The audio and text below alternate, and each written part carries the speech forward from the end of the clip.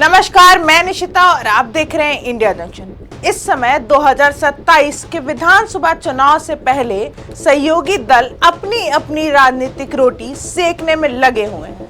कभी ओम प्रकाश राजभर बीजेपी से अलग हटकर अपना एजेंडा चलाने लगते हैं, तो कभी संजय निषाद गोरखपुर के मंच पर फूट फूट कर रो पड़ते हैं।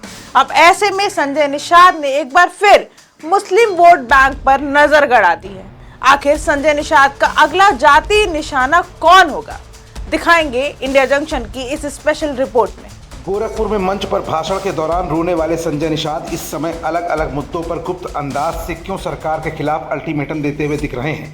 कभी वो कहते हैं कि महिलाओं और बेटियों के साथ अत्याचार हो रहा है, लेकिन सवाल तो ऐसे में ये उठता है कि अत्याचार किसकी सरकार में हो रहा है। एक बार फिर संजय निषाद ने जातीय राजनीति को लेकर कौन सा बड़ा बयान दिया है। इस बयान के दूर तक क्या मायने निकलते हैं और क्या संजय निषाद का ये बयान सही मायने में भारतीय जनता पार्टी पर सही बैठता है या फिर कांग्रेस के निशाने पर। दरअसल उत्तर प्रदेश की राजनीति में जातीय राजनीति को साध कर सत्ता के शिखर तक पहुंचने की कोशिशें लगातार की जा रही हैं। वहीं धार्मिक ध्रुवीकरण की कोशिशें भी तेज हो गई हैं। उत्तर प्रदेश विधानसभा चुनाव 2027 से पहले वोट बैंक को मजबूत बनाने में तमाम दल जुट गए हैं। इसी क्रम में संजय निषाद की पार्टी निषाद पार्टी की ओर से भी तैयारियां तेज हो चुकी हैं। निषाद पार्टी के अध्यक्ष और यूपी सरकार में कैबिनेट मंत्री डॉक्टर संजय निषाद पिछले दिनों गोरखपुर में आयोजित मछुआ मेगा रैली के मंच पर फूट फूट कर रोते हुए दिखाई दिए थे। उन्होंने अपने लोगों का वोट और अधिकार छीने जाने की बात कही थी।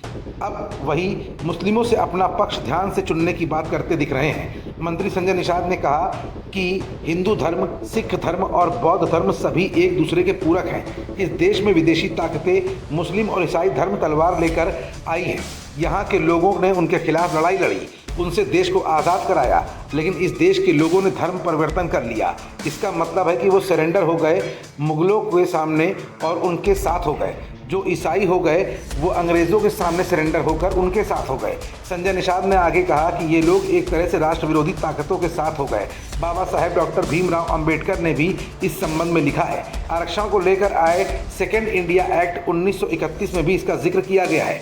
10 अगस्त 1950 को आरक्षण को लेकर नोटिफिकेशन भी जारी हुआ था। उस समय देश के प्रधानमंत्री डॉक्टर जवाहरलाल नेहरू हुआ करते थे। इससे साफ है कि ये हिंदू, बौद्ध और सिख पर ही लागू होगा, अन्य धर्मों पर यह लागू नहीं होगा। संजय निषाद ने आगे कहा कि कांग्रेस ने इनके खिलाफ साजिश रची। वो चाहते रहे कि ये लोग पढ़े लिखे नहीं, आगे नहीं बढ़ पाए। उन्होंने तंज भरे लहजे में कहा कि बनते रहे अंधा, उठाते रहे इनका झंडा, पीठ पर खाते रहे डंडा और चलता रहे इनका धंधा।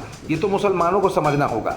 उन्होंने आगे कहा कि मुसलमानों को तो कांग्रेस के विरोध में आकर खड़े हो जाना चाहिए कि उनके खिलाफ ऐसा एक्ट क्यों बना दिया गया। फिलहाल इस समय संजय निषाद जातीय राजनीति को लेकर सबसे आगे दिख रहे हैं और कहीं ना कहीं 2027 के विधानसभा चुनाव से पहले सीटों की हिस्सेदारी को लेकर ये बीजेपी पर अपना दबाव बनाए रखना चाहते हैं। शायद यही वजह है कि ये तमाम जाति वर्गों को अलग अलग जागरूक कर ये अपनी पार्टी यानी कि निषाद पार्टी की तरफ आगे लाना चाहते हैं। अब ऐसे में संजय निषाद का अगला कदम किस जाति की तरफ होगा, ये भी देखने वाली बात होगी। जंक्शन, खबरों का जंक्शन।